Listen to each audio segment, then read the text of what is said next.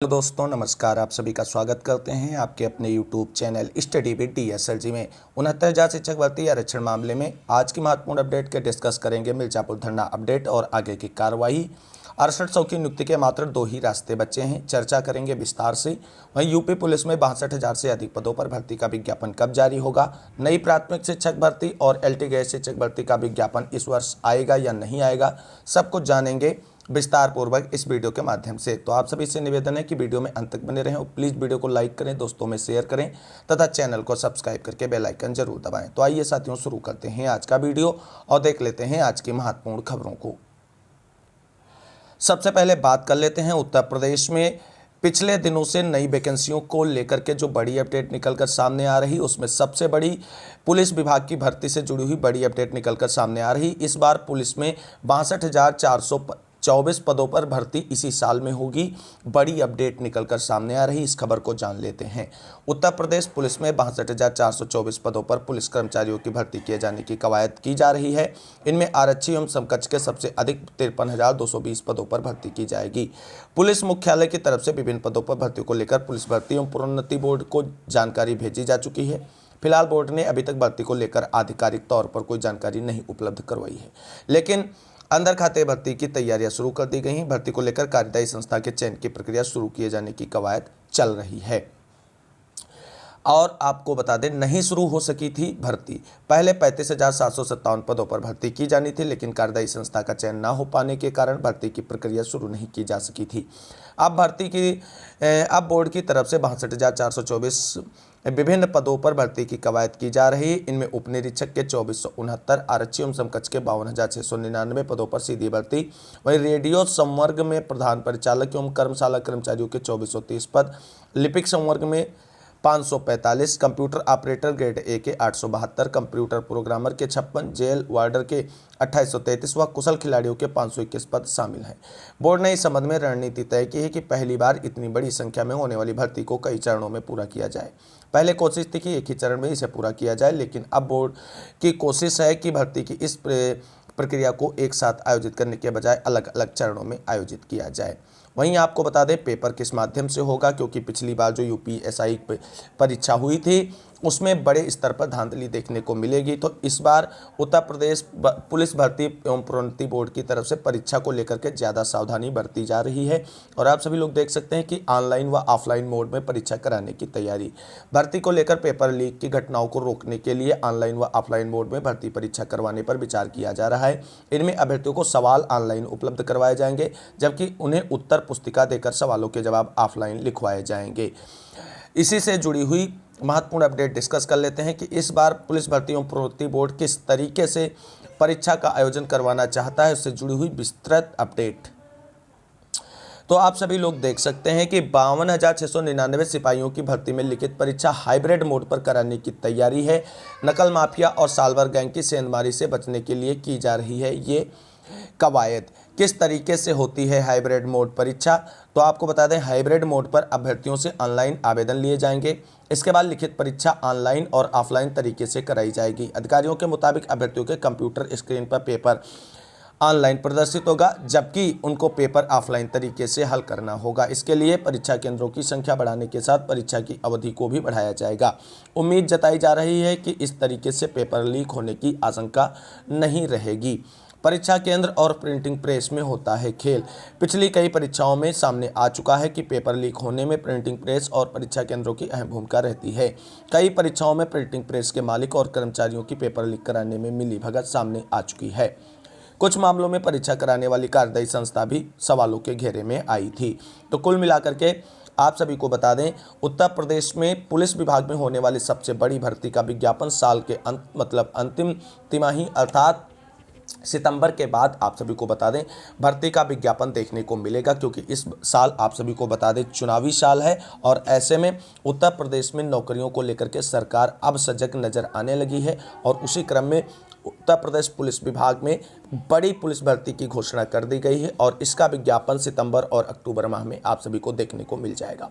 जो भी अभ्यर्थी उत्तर प्रदेश पुलिस में जाने का सपना देखते हैं, उन्हें अपनी तैयारी पर फोकस करते हुए जुट जाना चाहिए, क्योंकि ये एक बहुत अच्छा और सुनहरा मौका हो सकता है आप सभी के सपनों को पूरा करने का।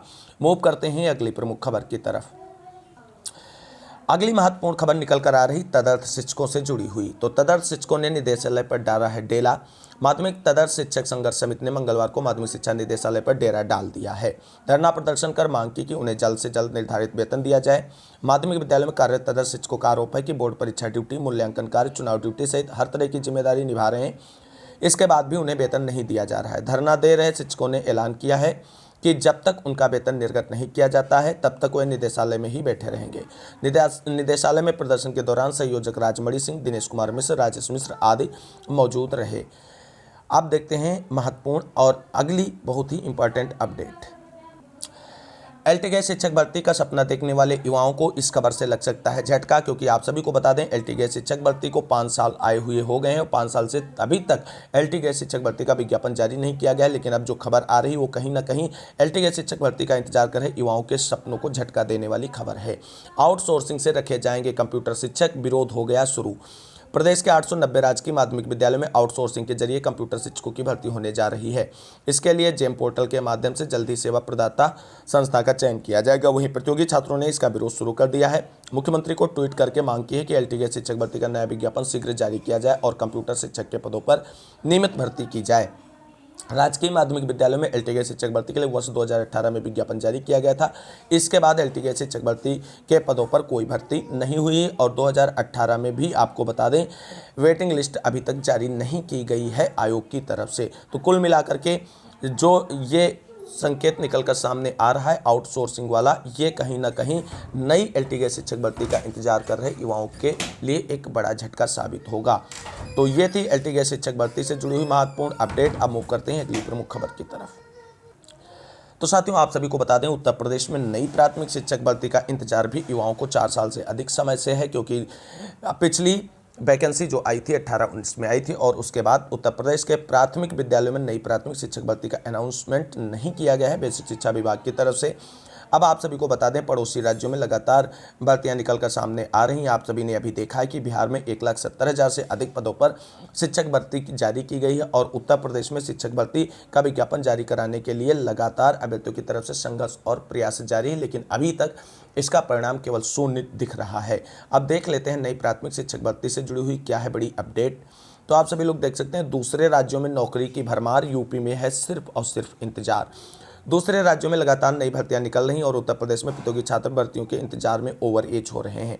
बिहार, झारखंड, राजस्थान, छत्तीसगढ़ जैसे राज्यों में सरकारी नौकरियों की भरमार है। यूपी के प्रतियोगी छात्र चाहते हैं कि यहाँ भी वर्षों से लंबित पड़ी भर्तियां शीघ्र शुरू की जाए। सलोरी स्थित आशीष लॉज में मंगलवार को आयोजित अमर उजाला के संवाद कार्यक्रम में यूथ अड्डा में प्रतियोगियों ने प्रमुखता से यह मांग उठाई। कहा कि देश की सबसे बड़ी आबादी वाले राज्य उत्तर प्रदेश में दूसरे प्रदेशों के मुकाबले बहुत कम भर्तियां आ रही हैं। बिहार में 1.5 लाख से अधिक शिक्षक भर्ती आई है तो पुलिस एवं अन्य विभागों में लगभग 22,000 से अधिक पदों के लिए वैकेंसी आई है। झारखंड में भी 3,000 से अधिक पदों के लिए आवेदन लिए जा रहे हैं और छत्तीसगढ़ एवं राजस्थान भी भर्ती के मामले में यूपी से बहुत आगे है। प्रतियोगियों का कहना है कि वह वर्षों से भर्ती परीक्षाओं की तैयारी में लगे हैं, लेकिन यहाँ नई भर्ती निकल ही नहीं रही है। भर्ती न आने से छात्र अवसाद में जा रहे हैं। अगर यूपी में भी सभी विभागों को देखा जाए तो लाखों पद खाली पड़े हैं, लेकिन भर्ती के नाम पर बेसिक शिक्षा विभाग अभी मौन नजर आ रहा है। खास करके आप सभी को बता दें ये भर्तियों की जो बात की जा रही है वो नई प्राथमिक शिक्षक भर्ती की ही की जा रही है और नई प्राथमिक शिक्षक भर्ती का विज्ञापन आप सभी को बता दें जो है वो सरकार को जारी करना चाहिए था, लेकिन बेसिक शिक्षा विभाग की तरफ से जब कोई जानकारी प्राप्त करने का प्रयास किया जाता है तो यही जानकारी निकल कर आता ही है कि अभी हमारे पास नई प्राथमिक शिक्षक भर्ती के प्रपोजल को लेकर के कोई भी मुद्दा विचारणीय नहीं है।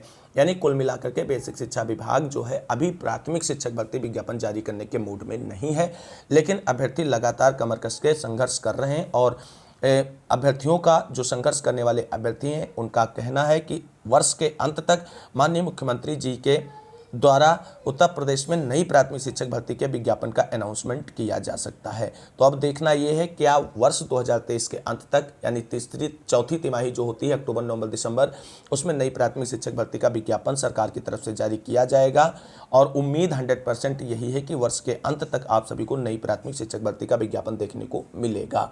लेकिन कितने पदों पर विज्ञापन आएगा ये सबसे बड़ा प्रश्न है। फिलहाल सबसे पहले यही प्रश्न हल होना चाहिए कि नई प्राथमिक शिक्षक भर्ती का विज्ञापन उत्तर प्रदेश सरकार जारी करे और जो अभ्यर्थी लगातार इसके लिए संघर्ष कर रहे हैं और बेसिक शिक्षा विभाग और अधिकारियों के टच में उनका कहना यही है कि वर्ष के अंत तक नई प्राथमिक शिक्षक भर्ती का विज्ञापन जरूर देखने को मिलेगा। तो उम्मीद करते हैं कि ये सभी चीज़ें सच हों और वर्ष के अंत तक नई प्राथमिक शिक्षक भर्ती का विज्ञापन जारी हो। और जो सरकार ने एक्सेप्ट किया है सुप्रीम कोर्ट में हलफनामे के द्वारा 51,000 पदों पर, तो कम से कम उतने पदों पर भर्ती का विज्ञापन जरूर आना चाहिए। मूव करते हैं अगली प्रमुख खबर जो 69,000 शिक्षक भर्ती से जुड़ी हुई है। अब बात कर लेते हैं 69,000 शिक्षक भर्ती आरक्षण मामले से जुड़ी हुई बड़ी अपडेट के बारे में। साथियों, जैसा कि आप सभी लोग जानते हैं 69,000 शिक्षक भर्ती में आरक्षण विसंगति मामले में 6800 चयन सूची वाले अभ्यर्थी लगातार अपने हक और अधिकारों की लड़ाई के लिए संघर्षशील हैं। हाई कोर्ट की सिंगल बेंच से हालांकि उन्हें निराशा हाथ लगी थी और उनकी लिस्ट को निरस्त कर दिया गया था। मैटर डीबी में लगा हुआ है, 17 जुलाई अगली डेट सुनवाई लगी हुई है, लेकिन उससे पहले इनकी तरफ से हर संभव प्रयास किया जा रहा। अधिकारी मंत्री नेताओं से मुलाकात की जा रही है। 20 जून यानी कल एक बड़े धरने का आंदोलन मिर्जापुर मिशन के रूप में किया गया, लेकिन बड़ी निराशा के साथ ये कहना पड़ रहा है कि ये मिशन पूरी तरीके से फ्लॉप साबित हुआ है। ऐसा क्यों हुआ है? क्योंकि 6800 में चयनित 6800 भाई बहन जो हैं वो धरने प्रदर्शन में नहीं पहुंचे। मात्र 70 से 75 लोग वहां पर उपस्थित हुए। मिशन मिर्जापुर नाम से जो 15 दिन पहले से तैयारी की जा रही थी और आप सभी को अवगत कराया गया था कि 20 तारीख को हर हाल में सभी को मिर्जापुर पहुंचना है, माननीय अनुप्रिया पटेल मैडम के आवास पर, और अपनी नियुक्ति के लिए उनसे बात करनी है और अपनी बातों को रखना है और अपनी समस्याओं का समाधान निकालने का प्रयास करना है। तो ये बहुत ही कहीं ना कहीं निराशा भरी बात है कि नौकरी चाहिए 6800 को और प्रयास कर रहे हैं मात्र 68 लोग। तो ऐसे में आप सभी को बता दें 6800 वाले अगर इस तरीके से रहेंगे तो आप सभी लोग अपनी नौकरी भूल जाइए और आप सभी को कोई नौकरी कभी दिला भी नहीं सकता है।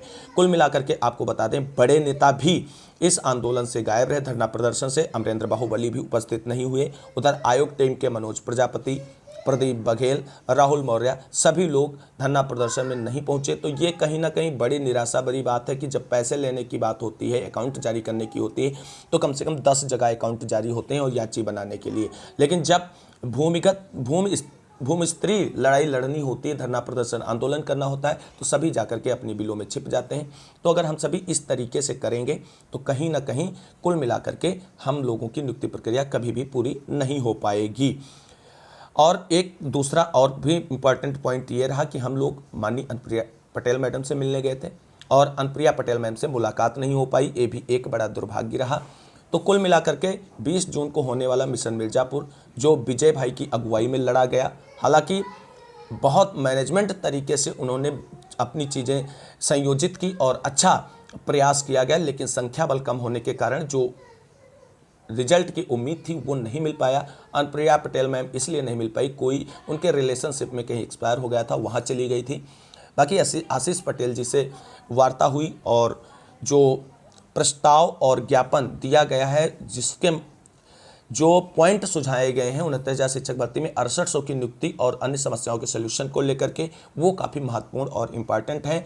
जबकि पूरी तरीके से आश्वासन मिला है कि जो आपके बिंदु सुझाए गए हैं उस पर विचार किया जाएगा और आगे की कार्रवाई के लिए इसमें प्रयास किया जाएगा। तो देख लेते हैं कल का जो मिशन मिर्जापुर था वहाँ पर जो अभ्यर्थियों की तरफ से पॉइंट सुझाए गए हैं वो कौन से पॉइंट्स हैं, किस आधार पे वो हो सकता है। बाकी बात करेंगे कि किस आधार पर 6800 को अब मिल सकती है नियुक्ति।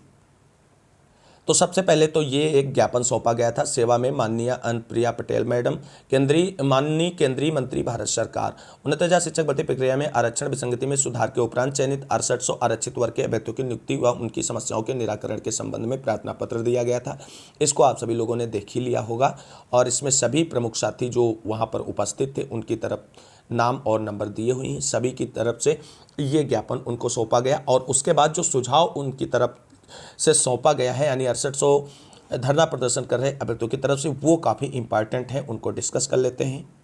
तो 6800 की तरफ से जो धरने प्रदर्शन में सम्मिलित अभ्यर्थी थे उनकी तरफ से जो पॉइंट सुझाए गए सल्यूशन के, वो हैं सेवा में आदरणीय अनुप्रिया पटेल जी, माननीय केंद्रीय मंत्री भारत सरकार। विषय 6800 शिक्षकों, पिछड़े दलित और दिव्यांग की नियुक्ति है तो 69,000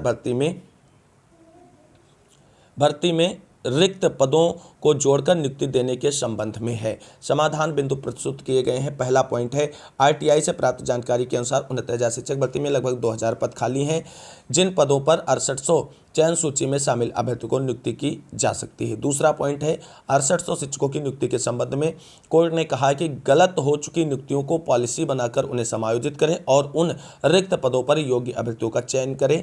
तीसरा पॉइंट है कि इस मामले में जो है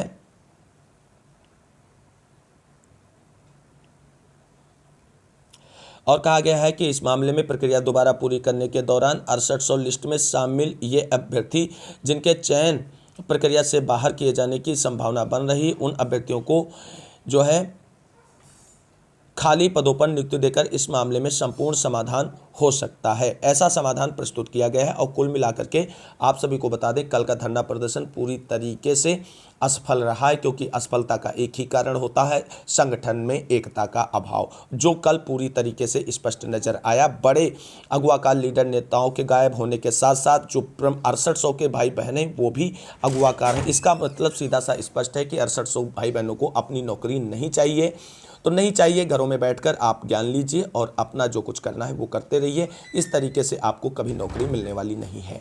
अब बात कर लेते हैं अगले महत्वपूर्ण पॉइंट के। अब साथियों, 6800 की नियुक्ति के मात्र 2 ही रास्ते बचे हैं। कौन से 2 रास्ते बचे हैं जिनके आधार पर 6800 की नियुक्ति प्राप्त की जा सकती है? तो पहला रास्ता बचता है, अगर बेसिक शिक्षा विभाग सही तरीके से लिस्ट रिविजिट करता है और उसमें 6800 को इंक्लूड कर लेता है, यानी 6800 के जो अभ्यर्थी हैं उनको अंदर कर लेता है रिविजिट के दौरान, तब इनको नौकरी मिल सकती है। और दूसरा ये है कि कोर्ट के द्वारा 6800 चयन सूची वाले अभ्यर्थियों की नियुक्ति प्रक्रिया पूरी की जा सकती है। तो आपके पास अब 2 ही रास्ते बचे हैं, या तो लिस्ट रिविजिट हो, उसमें आप सभी की नियुक्ति प्रक्रिया पूरी हो, या कोर्ट में डीबी में मजबूती से लड़ें, या एससी तक लड़ना पड़े तो वहां तक लड़ें और कोर्ट से ही आपकी नियुक्ति का आदेश आ सकता है। तो कुल मिलाकर के 6800 चयन सूची वालों के पास अब लिमिटेड रास्ते बचे हुए हैं। ऐसे में आप सभी को बहुत ही मेहनत करनी पड़ेगी, तभी आपकी नियुक्ति प्रक्रिया पूरी हो पाएगी। तो लिस्ट रिविजिट और कोर्ट ऑर्डर, 2 ही रास्ते आपके पास बचते हैं आपकी नियुक्ति प्रक्रिया पूरी कराने को लेकर के। तो ये थी आज की कुछ महत्वपूर्ण अपडेट जिसको मैंने आप सभी के साथ डिस्कस किया। उम्मीद करते हैं जानकारी हेल्पफुल रही होगी। अगर जानकारी अच्छी लगी तो प्लीज़ वीडियो को लाइक करें, दोस्तों में शेयर करें और चैनल को सब्सक्राइब करके बेल आइकन जरूर दबाएं। मिलते हैं अगली वीडियो में, तब तक के लिए सभी साथियों को जय हिंद, जय भारत, वंदे मातरम। आप सभी के संघर्ष की जीत हो, ईश्वर से ऐसी कामना करते हैं।